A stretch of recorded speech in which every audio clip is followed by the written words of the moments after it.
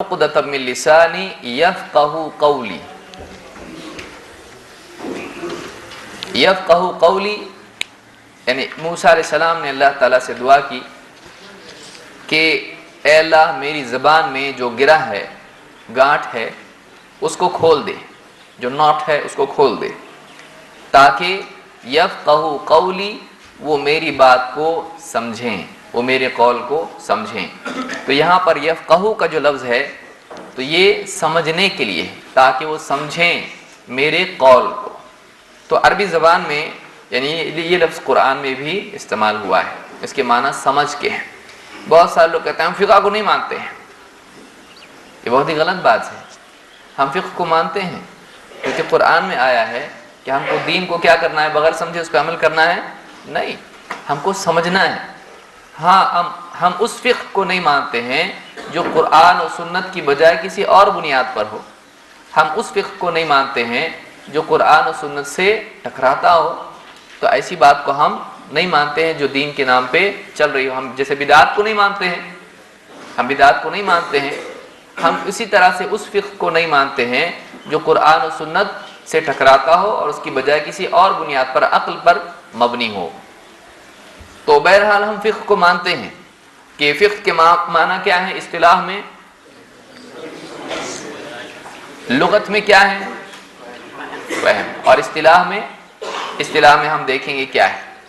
اصطلاح میں فقہ کے معنی ہے معرفت الاحکام الشرعیہ العملیہ بأدلتها التفصیلیہ. یہ مختصر جملے میں فقہ کا ڈیفینیشن ہے. کیا ہے؟ معرفت الاحکام الشرعیہ. کوئی آدمی جس کو میتھمیٹکس آتا ہے اور اچھے سے آتا ہے، جس کو انگلش میں جو کچھ بولا جائے وہ اچھے سے سمجھتا ہے، کیا اس کو فقہ کہا جائے گا؟ دینی اعتبار سے نہیں. دینی اعتبار سے فقہ کس کو کہیں گے؟ شرعی احکام کی معرفت.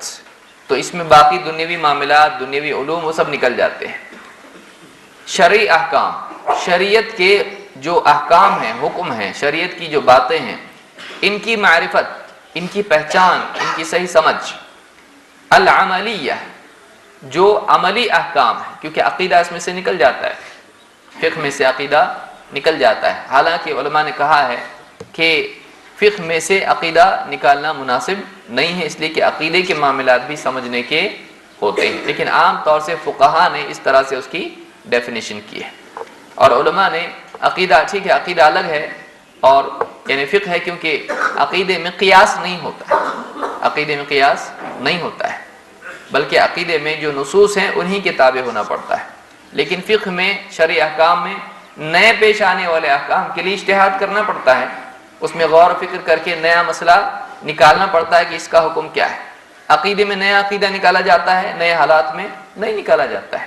اس لیے علماء نے ایک تقسیم کی، کہا عقیدہ الگ ہے، قرآن و سنت سے ہی لیا جائے گا، اجماع سے لیا جائے گا اور کہیں سے نہیں، وہ چھوڑ دو. ہاں یہاں اجتہاد کرنا پڑتا ہے. تو فقہ کی تعریف کیا کی؟ معرفت الاحکام الشرعیہ العملیہ، شرعی احکام کی معرفت جو عملی احکام ہیں، جو عمل سے متعلق ہوں. بأدلتها التفصیلیہ، اس کی تفصیلی دلیلوں کے ساتھ. یعنی بغیر دلیل کے کوئی آدمی کسی بات کو جانتا ہو، اس کو علم نہیں کہا جاتا ہے. علم وہ ہے جو دلیل کے ساتھ ہو، علم وہ ہے جو دلیل کے ساتھ ہو.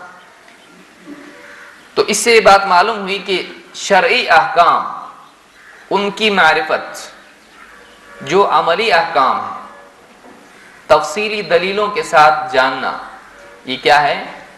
اس کا نام، اس کو فقہ کہتے ہیں.